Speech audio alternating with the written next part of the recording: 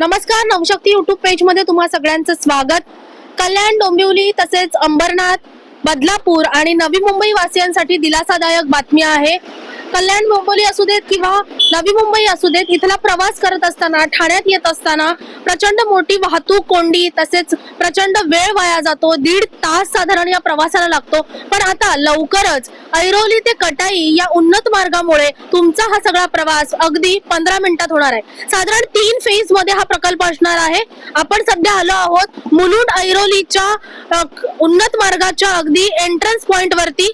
सध्या आपण तुम्ही माझ्या मागे बघू शकता कशा पद्धतीने या पुलाचं काम 80% पूर्ण झालेलं आहे। जाणून घेऊयात एकूणच हा मार्ग कसा आहे। ऐरोली कटाई एलिव्हेटेड रोड हा एकूण 12.71 किलोमीटर लांबीचा आणि 6 लेनचा प्रकल्प आहे। या प्रोजेक्टची सुरुवात मुलुंड ऐरोली ब्रिज पासून होती।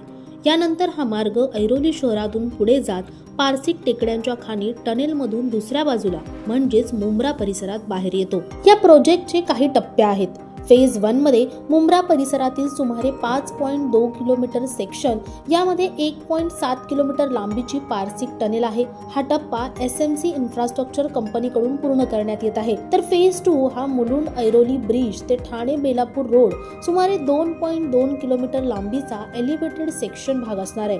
हा भाग जय कुमार इन्फ्रा प्रोजेक्ट्स तयार करत आहे।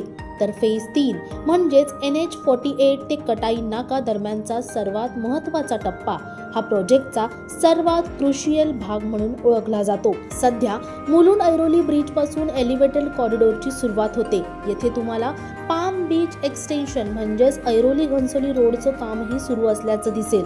या भागात आता मुख्य एलिव्हेटेड रस्त्याचं काम जवळपास पूर्ण झालंय। गेल्या वर्षीच्या तुलनेत मोठी आणि वेगवान प्रगती येथे झालेली पाहायला मिळते। ऐरोली पासून पुढील भागात सुमारे 80 ते 90% काम पूर्ण झालंय। ट्रान्स हार्बर रेल्वे लाईनच्या वरच्या डाव्या लेन मध्ये अजून डेक स्लॅबचं काम सुरू आहे। ठाणे बेलापूर रोड साठी रॅम्प बांधकाम सुरू आहे। तर टनेलच्या ऐरोली एंड पर्यंतचा भाग सध्या पूर्ण झालेला आहे। पारसिक टनेलच्या बाबतीत बोलायला गेलं तर टनेलचा दुसरा टोक मुंब्रा येथे उघडतो। या भागात अजूनही काही काम सुरू आहे। येथून NH48 साठी एंट्री आणि एक्झिट रॅम्प तयार करण्यात येणार आहे। तर फेज 3 हा सर्वात महत्त्वाचा आणि क्रुशियल भाग आहे।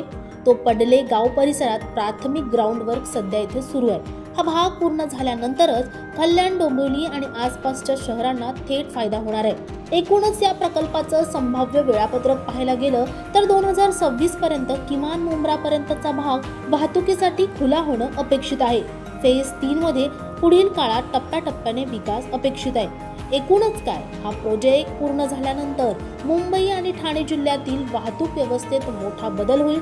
प्रवासाचा वेळ कमी होईल आणि वाहतूक कोंडीवर मोठ्या प्रमाणात नियंत्रण मिळेल। तुम्हाला एकूणच या प्रकल्पाविषयी काय वाटतं आम्हाला कमेंटमध्ये नक्की कळवा आणि अशाच नवनवीन व्हिडिओंसाठी नवशक्ती यूट्यूब पेजला लाईक, शेअर आणि सबस्क्राईब करायला विसरू नका। धन्यवाद।